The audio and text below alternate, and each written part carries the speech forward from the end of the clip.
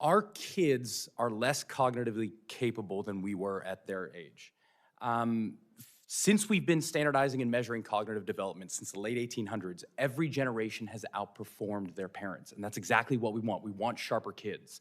And the reason for this largely has been school. Each generation spends more time in school. We use school to develop our cognition. Congratulations, you see your correlation. Until Gen Z. Gen Z is the first generation in modern history to underperform us on basically every cognitive measure we have, from basic attention, to memory, to literacy, to numeracy, to executive functioning, to even general IQ, even though they go to more school than we did. So why? What happened? What happened around 2010?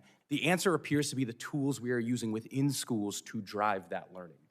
Across 80 countries, as Gene was just saying, if you look at the data, once countries adopt digital technology widely in schools, performance goes down significantly, to the point where kids who use computers about 5 hours per day in school for learning purposes will score over 2/3 of a standard deviation less than kids who rarely or never touch tech at school. And that's across 80 countries. Bring it home to the US. Let's go to the US. We have our NAEP. That's our big data. Take any state and compare that to when that state adopted one-to-one technology widely, and watch what happens. The NAEP data will plateau and then start to drop. Of course, this is all correlative. What we really want is causative. Luckily, over the last about 2 decades, we've been doing a lot of work in what we call the science of learning. How do human beings learn?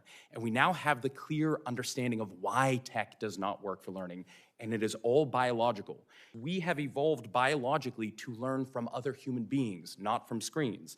And screens circumvent that process. So that leaves us with 2 options. Option 1, when you know something is wrong, do better. So we could just say, hey, mea culpa, get some of this tech out of schools, go back to what we know works, some analog methods, cool. Or 2, we could redefine our terms. We could redefine what it means to be an effective learner. In schools, it doesn't matter what the size of the screen is, if it's a phone, if it's a laptop, if it's a desktop, and it doesn't matter who bought it. Is it school sanctioned? Does it have the word education stamped on it?